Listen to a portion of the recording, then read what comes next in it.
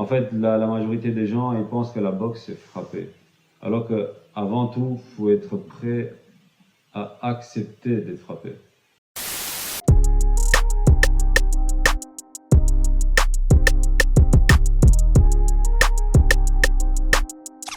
Final Fou, Final Fall, c'est Yacine pour BX. Et aujourd'hui, mon invité est un Bruxellois qui se bat, et c'est le cas de le dire, pour son rêve, qui est de combiner le kickboxing et la transmission de cet art martial. J'ai l'honneur de recevoir donc Edouard. Salut Edouard. Salut Yacine. Ça va, tu vas bien? Bien, Ouais. tranquille et toi? Ouais. Et donc, alors Edouard, comme je le disais, en fait, ce qui me fascine donc chez toi, c'est que tu es passionné, mais vraiment passionné de kickboxing. Mais que à côté, en fait, tu as aussi ton petit boulot. Mais avec le kickboxing, tu essaies aussi en fait de transmettre cet art. Comment est-ce que tu fais pour cumuler les deux? Au début, c'est difficile, mais par après, on s'y habitue et quand tu as un rêve, quand tu as un but, tu y arrives. Après, c'est aussi ce qui est à côté de toi, la famille. J'ai une femme qui me soutient depuis le début, en soi, j'ai commencé avant elle, mais réellement ma carrière professionnelle, je l'ai commencé avec elle. Et voilà, il y a eu des hauts et des bas, mais durant toute ma carrière professionnelle, tout s'est bien passé.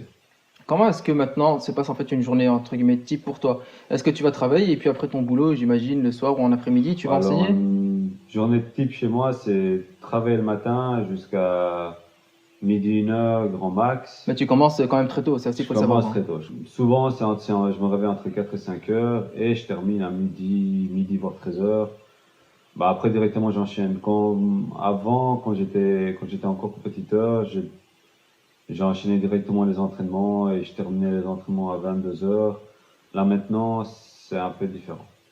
Ça a un peu changé depuis que j'ai arrêté de boxer, depuis que Tu es plus à l'aise en fait. je suis plus à l'aise, mais les heures, entre guillemets, restent les mêmes. Je consacre quand même beaucoup de temps dans ce que j'aime. Comment est-ce que ça se fait que tu ne boxes plus en fait? Qu'est-ce qui a fait que tu as arrêté? Est-ce que c'était les conditions qui te déplaisaient? J'ai plus un surentraînement qu'autre chose. Il y a eu quelques petits détails aussi à côté qui ont fait que voilà, j'ai dû arrêter. Mais c'est juste que moi, j'avais plus la motivation de monter.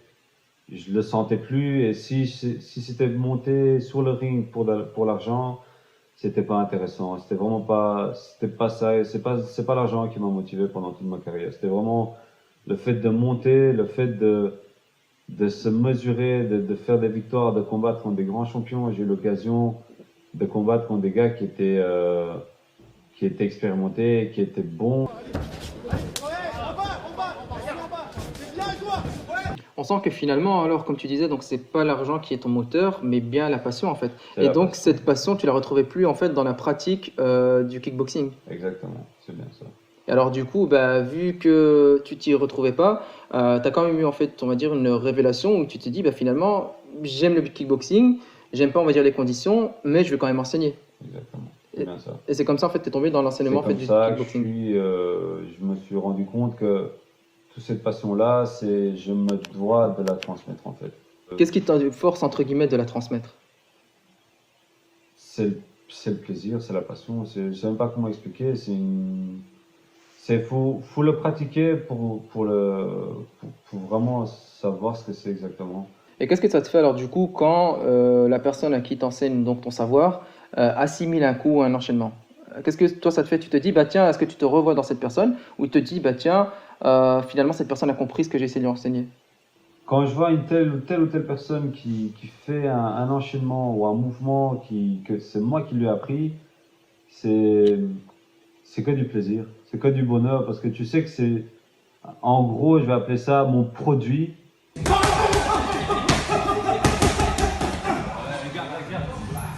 En gros, c'est ça en fait. C'est mon produit, c'est moi qui lui ai appris ça. Que ce soit juste gauche-droite, je m'en fous. Mais je lui ai appris quelque chose. Il a appris de mes connaissances, il a mon savoir. Et pour moi, c'est pas juste gauche-droite. C'est le fait qu'il sait c'est quoi. Il sait comment donner une gauche-droite. Il sait d'où ça vient. C'est ce que tu essaies aussi d'enseigner, peut-être le respect en fait de l'adversaire. Le respect de l'adversaire. On monte sur un ring, on fait un entraînement, on n'est pas là pour essayer de blesser quelqu'un, essayer de lui faire du mal. On est là pour apprendre. Après, il y a des sparring qui, voilà, tu testes tes capacités, tu testes tout ce qu'on t'a appris. Et du coup, en fait, quand les gens viennent te voir, est-ce qu'ils viennent te dire, bah voilà, moi j'aimerais apprendre à me battre pour me frotter à des personnes, on va dire, pour savoir se battre, ou tout simplement parce que c'est d'un point de vue personnel, ils se disent, bah tiens, c'est intéressant, j'aimerais m'y mettre. Bah, j'ai les deux. J'ai des personnes qui viennent chez moi parce qu'ils veulent monter sur un ring, mais ils se rendent vite compte qu'après 2-3 entraînements, C'est pas ce à quoi ils s'attendaient en fait. c'est pas du tout ça. En fait, la majorité des gens, ils pensent que la boxe, c'est frapper.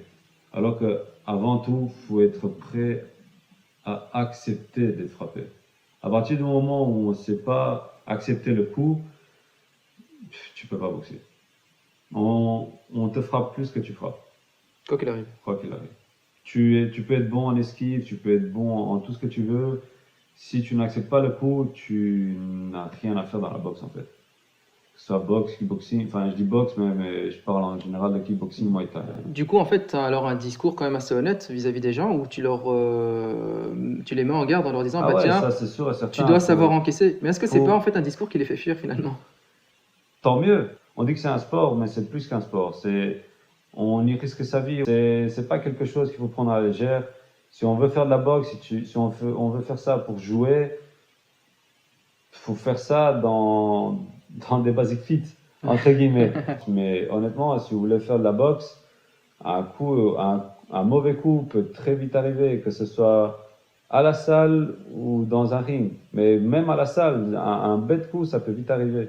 Donc, je préfère que les gens sachent dès le début dans quoi ils s'embarquent plutôt que arriver dans une salle de boxe, recevoir un mauvais coup par un compétiteur ou par un débutant. Souvent les mauvais coups, ça arrive par les débutants parce qu'ils savent pas frapper, ils se précipitent sur les coups, ils donnent un mauvais gauche-droite ou bien ils essaient de donner un uppercut, n'importe quoi, je sais pas, dans n'importe quelle situation. Et on touche à la mâchoire ou bien on touche dans un endroit sensible. Et voilà, ça nous dégoûte de la boxe. Et est-ce que tu trouves qu'à Bruxelles, par exemple, que ce soit les jeunes ou les moins jeunes, pratiquent de plus en plus peut-être la boxe ou le kickboxing? En effet, dans les salles où je vais, les salles sont quasi remplies. Bah après, voilà, malheureusement, plus il y a de gens, plus il y a cet effet de groupe où les gens ils commencent à jouer plutôt que de s'entraîner. Toi, ce que tu veux faire, enfin ce que tu fais plutôt, c'est te concentrer sur une ou deux personnes pour Je- justement bien entraîner ces personnes-là. Exactement, je préfère plutôt rester avec, si c'est 6 personnes, mais au moins ces 6 personnes vont m'écouter. Et au moins ces 6 personnes, quand ils vont sortir de mon cours, je le redis encore une fois, ce sera mon produit. Je sais que ce qu'ils vont faire, ce qu'ils vont appliquer, ben, ça sera quelque chose ça sera bien appliqué. Ce sera pas quelque chose ce sera pas une mauvaise technique, ce sera pas un faux mouvement, ce sera quelque chose où je peux être fier de ça. Et ben, c'est sur ces mots qu'on va conclure l'interview.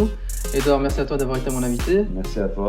Quant à vous, bande de fous, bande de folles, merci de nous avoir regardés. Je vous invite à nous suivre sur les réseaux sociaux pour plus d'interviews accompagnées de Madrooms. Ciao!